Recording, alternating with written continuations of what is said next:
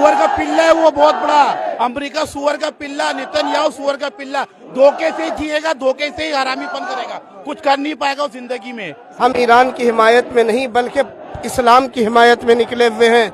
चूंकि अमेरिका और इसराइल ये दुनिया के तमाम ममालिक पे दुनिया देख रही है कि बच्चों पर जुल्म कर रहे हैं, ज्यादती कर रहे हैं, औरतों पर जुल्म कर रहे हैं, लेकिन कोई मर्द मुजाहिद खड़ा नहीं हो रहा है। लेकिन हिंदुस्तान की सरजमीन से ये उलमा इसीलिए खड़े हैं ताकि दुनिया को बता दे कि ईरान का जो लीडर रहबर हमारे इमाम खामनाई साहब जो शहीद हुए हैं, ये सिर्फ इस्लाम के लिए शहीद हुए हैं, मजलूमों की मदद के लिए शहीद हुए हैं। आप देख सकते हैं किस तरीके से एक देश के प्रमुख नेता को टेररिस्ट अटैक में मारा गया है। वो सिर्फ एक देश के सर्वोच्च नेता नहीं थे, हम शिया मुसलमानों के धार्मिक भी श्रेष्ठ नेता थे। और जिस तरीके से उनके साथ बर्बरियत तरीके से उनके साथ जो हमला करके उनको शहीद किया गया है, ये हम गवर्नमेंट ऑफ इंडिया के ये बात करना चाहते हैं कि हमको इजराइल से जो भी हमारे डिप्लोमेटिक रिश्ते हैं उसको खत्म करना चाहिए।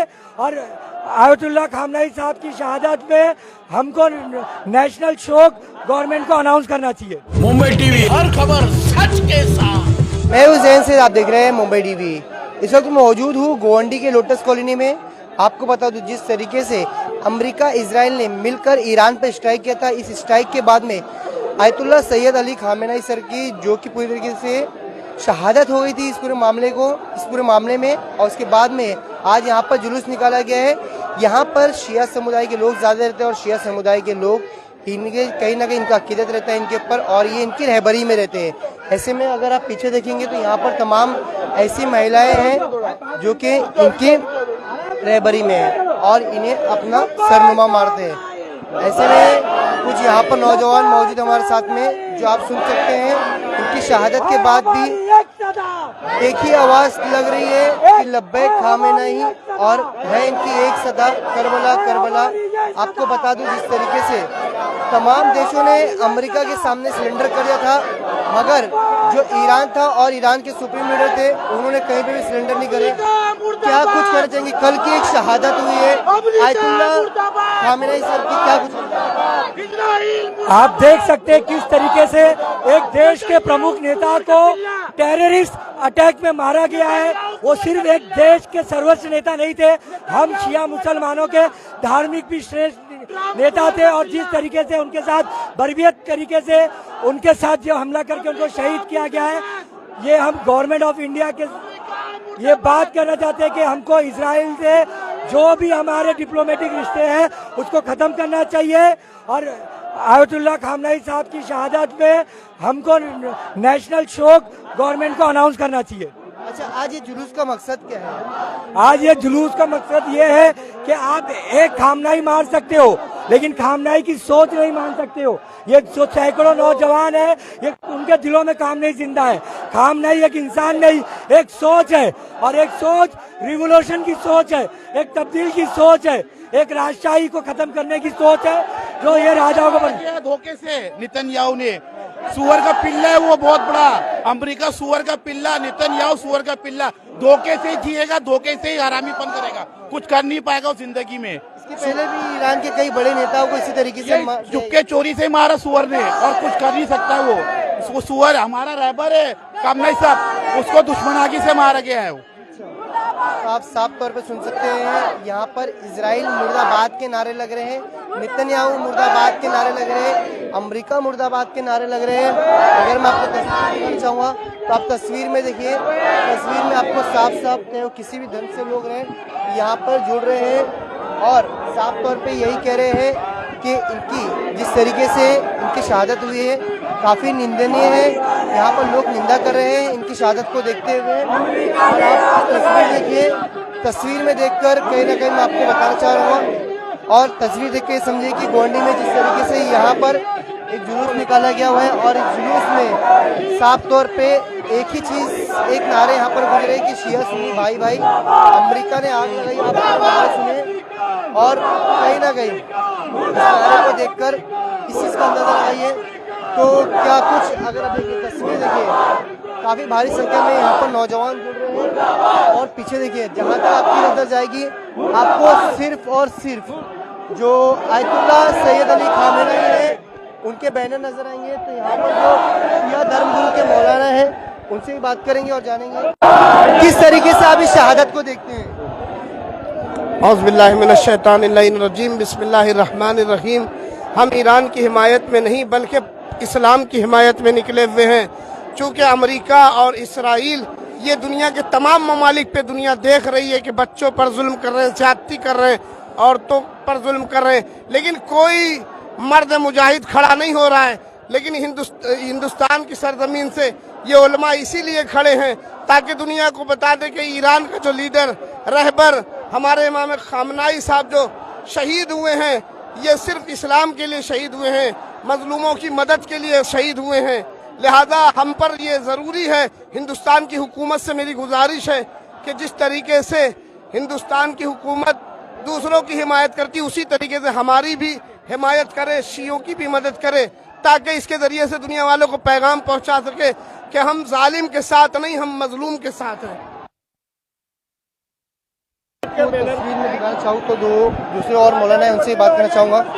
क्या आप कुछ कहना चाहेंगे? शहादत के पहले उन्होंने खुद कहा था कि मैं शहादत ही लेना चाहता हूँ, और उसके पहले उन्होंने कहा था कि मेरी जान का कोई मोल नहीं, इस्लाम कायम रहना चाहिए। देखिए, शहादत तो हमारी मीरास रही, हमारे आइम्मा ने शहादत दिया, हमारे नबियों ने शहादत दिया, और हमारे मुअज्जिन ने भी यही कहा था, देखो हम शहीद तो हो जाएंगे लेकिन मेरा मिशन रुकेगा नहीं, ये मिशन चलता रहेगा, क्योंकि मिशन हक का मिशन है, करबला वालों की राह है, और हमेशा हम उस वक्त तक इस लड़ते रहेंगे जब तक हम हक का बातिल को हम नाबूद ना कर लेंगे। बातिल का हमेशा हक मकसद ये रहा कि वो जुल्म करके लोगों पर अपनी हुकूमत तो कायम करे, लेकिन हम इस हुकूमत को कायम ना होने देंगे। हमेशा हम जालिम की मजम्मत करते रहे, मजलूमों की हिमायत करते रहे। अच्छा, एक सुप्रीम लीडर है, शिया लोग उन्हें अपना रहबर भी मानते हैं, उनकी तकलीद में भी रहते हैं, ऐसे में उनकी शहादत आप किस तरीके से देखते हैं? देखिए, ये अगर देखा जाए सिर्फ शीयत का मसला नहीं है, बल्कि पूरे आलम इस्लाम की इंसानियत का मसला है। आज इनकी शहादत का होना कुछ शिया का गमगीन होना नहीं, बल्कि पूरी दुनिया के मुसलमान गैर मुस्लिम सब गमगीन है। ऐसा उन्होंने पैगाम दिया था। आज हम इस शहादत को दुनिया वालों को बताना चाहते हैं। देखिए, जो हक के रास्ते पे अपनी जान और कुर्बानी 86 बरस वो बातिल से लड़ते रहे और यही पैगाम देते रहे, किसी पर जुल्म ना करो, किसी का बेगुनाह खून ना बहाओ।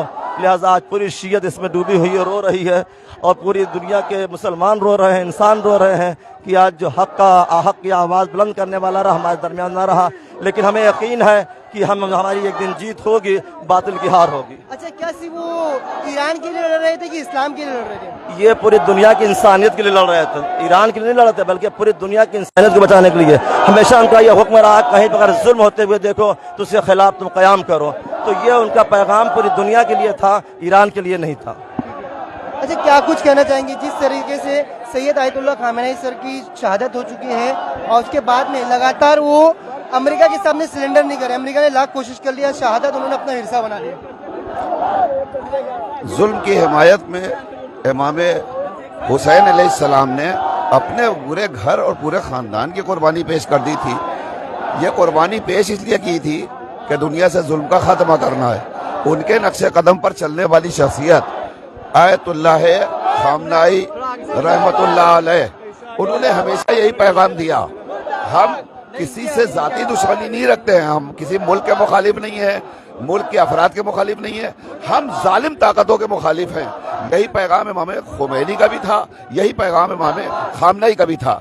चुनांचे उन्होंने अभी चंद रोज पहले की बात है, उन्होंने ये ऐलान किया था, हमारी जान नहीं है, हमारी जान मोमिनीन की जान है, और हम अल्लाह की रहमत से मायूस भी नहीं है। हमें पता है कि अगर हम नहीं भी रहे तो हमारा इनकलाब सलामत रहेगा, हमारा पैगाम सारी कायनात के गोशे गोशे में यूं ही जीता जागता रहेगा, और हमारी आवाज बनकर सारी कायनात आवाज उठाती रहेगी। ये इतना बड़ा मजमा ये अपने गम गुस्से का इजहार इसीलिए करने आया है कि अमेरिका को ये एहसास हो सके कि तुम समझ रहे थे कि हम खामनई को अगर खत्म कर देंगे तो ये आवाज दब जाएगी, तुम्हें पता नहीं है, इनकलाब हमेशा बढ़ चढ़कर आवाज बुलंद करता है। आज सारी कायनात के हर गोशे में इमाम खामनई के चाहने वाले मौजूद हैं और उनके पैगाम को जिंदगी अता करने वाले मौजूद हैं। हमारा एहतजाज इमाम वक्त के ज़हूर तक बाकी रहेगा, जब तक सारी कायनात में इस्लाम का परचम सरबलंद नहीं हो जाएगा और जालिम ताकतें नीस्तो नाबूद नहीं हो जाएंगी। साफ तौर पे आप सुन सकते हैं और इनका एक ही कहना है कि जो अयतुल्लाह सैयद अली खामेनी थे उन्होंने सिर्फ जुल्म के खिलाफ थे, उनका किसी के खिलाफ में ऐसा नहीं था, मगर जुल्म के खिलाफ जरूर थे।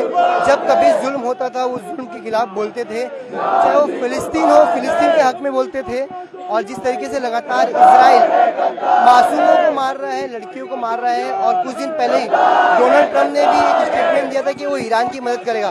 ऐसे में ईरान की स्कूल में मिसाइल दाग देना, कई बच्चे मर जाना, लगभग कई लोग इस पूरा जो वॉर चल रहा है इसमें शहीद हुए। अगर आप तस्वीर में देखेंगे तो तस्वीर में साफ तौर पे इस चीज़ का अंदाजा लगा सकते हैं कि बड़े पैमाने पर लोग लब्बैक या खामेनी कर रहे हैं। और साफ तौर पे आप तस्वीर देखिए, लोगों के हाथ में अयतुल्लाह सैयद अली खामेनी का फोटो नजर आएगा, बड़े बड़े बैनर नजर आएंगे।